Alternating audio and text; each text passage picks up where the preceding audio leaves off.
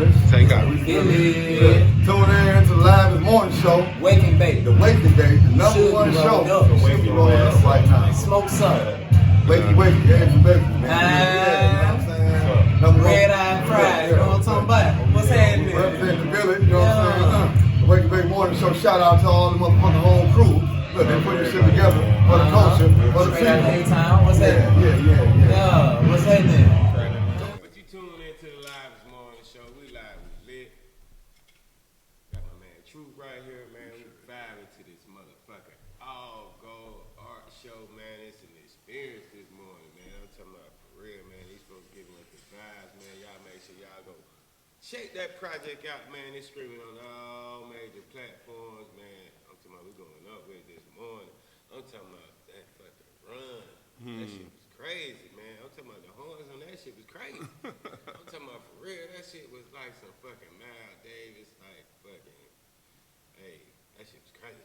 I wasn't even expecting that shit. Like, y'all got some serious vibes on the project, man. I'm talking about some real, like, classic hip-hop shit. I appreciate it, man. We it's more than hip-hop, though. Like, one of these next records, man, getting ready to, you know, we getting ready to just completely turn what you thought this project was. Okay, so it's definitely a vibe and an experience. So let's talk about our next guest we got right here. Would you like to introduce yourself? You go ahead. Hey, I'm Nikisha, aka Poker Haitian, aka Keisha B. Okay. All right, that's what's up. What's up. So, what you added to this all gold art show? Well, I added something different. It's more like a neo soul, R&B vibe. Okay. You know, something that's can be on all genres. Okay. You know what I'm saying? And it's not hip hop and R&B, but it's, you know, everybody can relate. Okay. So that's normally your style of music? Yeah, I have a gospel background. Okay. So, you know, I'm used to singing in the church and leading choir, leading praise and worship. That's the foundation that I have, you know. So it's good to have, it's good to work with somebody like Truth who will bring something different out of you. Okay. You know what I'm saying? He has like one of the best ears that I ever heard in terms of, you know, sound and what's gonna sound good. He'll pull it out of you, even if it's uncomfortable. He'll pull it out of you. Making me a believer. Y'all goddamn saying, y'all goddamn believing this man and everything that he got going on. And I've been knowing him for a minute now. Now he brought me talent that he worked with, and people he introduced me, people he worked with, and we've been vibing. But I never got to really know the true him. We ain't never got to really sit down and chop it up like we really vibing out right now. We ain't never really got to have a real serious one-on-one. We used to tap it up, you know, with each other, we keep it moving, but we support one another as far as what we do. But this is our first time me getting into what he really does, you feel me, and digging deep down into it and just understanding, oh, okay, this dude really serious with this shit, for real, because he bringing the goddamn sounds for the day. But so you say you got a gospel background, so how long you been doing music? Let's see, about 20 years. Okay. I started doing it professionally in about 2010. Okay. And it still was gospel background. So, you know, shout out to Wendell Productions. That was my manager from when I was living in Orlando. Okay. But yeah, so moved to Atlanta, got out of music and met Truth and got right back in. Okay. So how did y'all actually tap in, like, as far as the music? I'll say. So she's actually the mother of my child. Oh, okay. You know what I'm saying? She's actually the mother of one of my children. Like, you know how we met. Like, I was out at the time I was doing radio podcasts and things, and we had a live event, and then she was at this live event. Wasn't even supposed to be there. It was her birthday. You know what I'm saying? And I was like sliding through the crowd. Like, you know me, when I'm working, I work. I don't be worried about nobody else, what they got going on. I ain't trying to talk to nobody, none of that. I talk to that people like on recreational time. Yeah. When I'm working, I'm working. But I'm sliding through, and I had a hat on, and it got stuck on her hair 3 times. Damn. So, like, because it got stuck the first time, and then when we finally got it off, I leaned in to say, man, my apologies. It got stuck again, right? And then got stuck again. So I was like, you know, I got to ask you for your number now. And so, I got a number, and then, we didn't go like to that level or nothing yet, but it was like we worked on music all day. Like we made like 7 songs the first day we ever did music. Oh, damn. Yeah, we made like 7 songs, and then I was out moving around doing some things. She would come support me and stuff like that, and I would support her when she had things going on, and then it just naturally progressed. You know what I'm saying? And as far as for the song that's on the project, that was a special time too. It was a special story with that song too. You mind if I tell about how you met your cousin? Yeah, go ahead. Okay. So, she had a cousin that she had never met before, and they had just met the day before.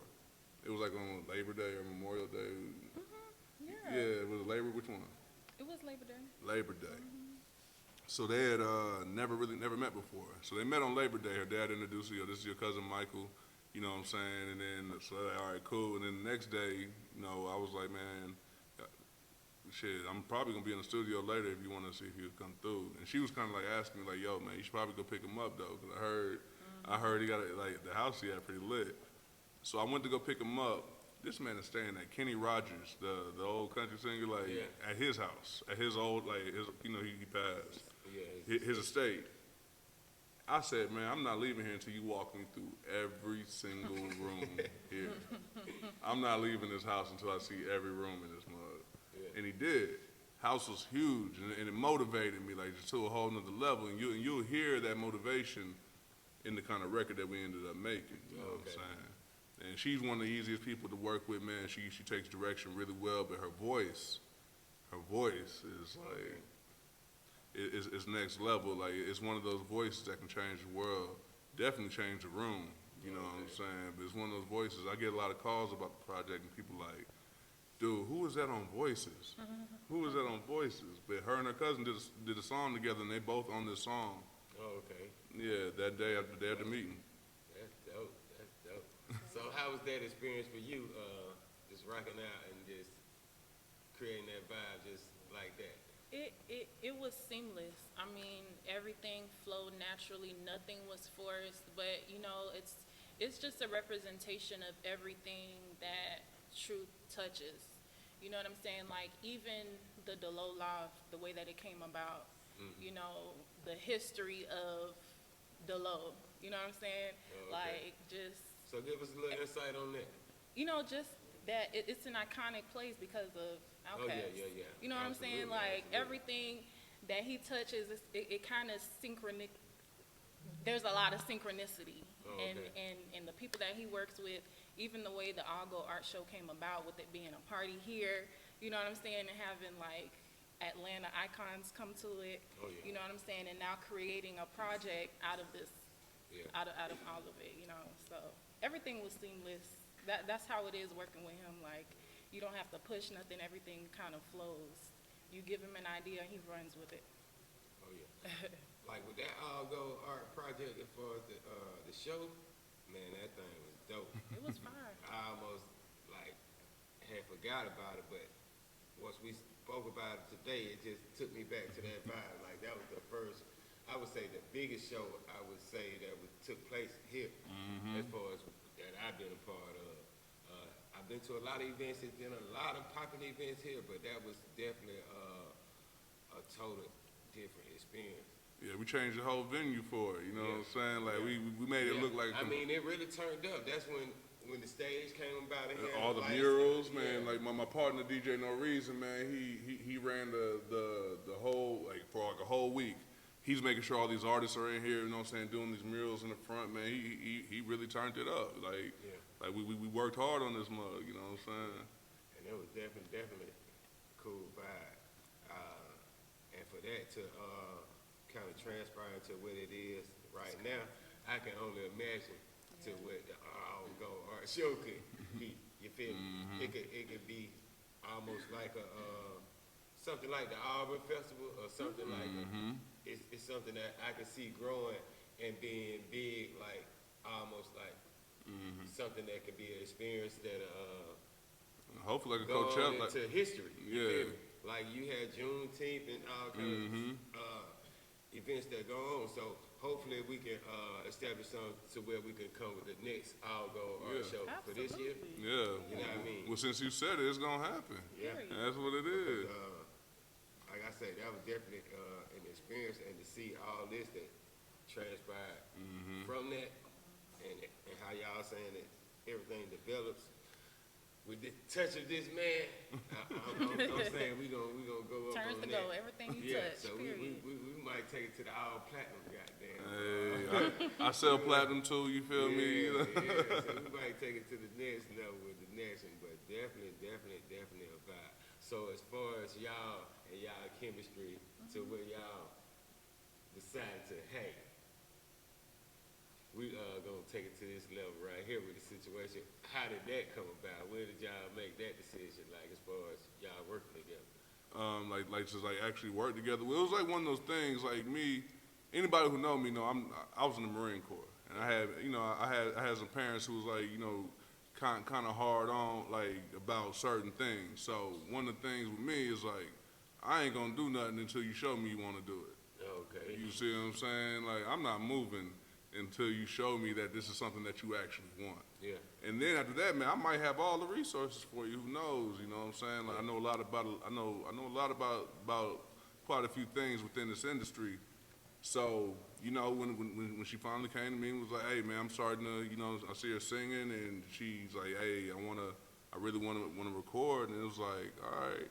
So then as I started working on the project, I said, "Hey, I think it's time for your record." Okay.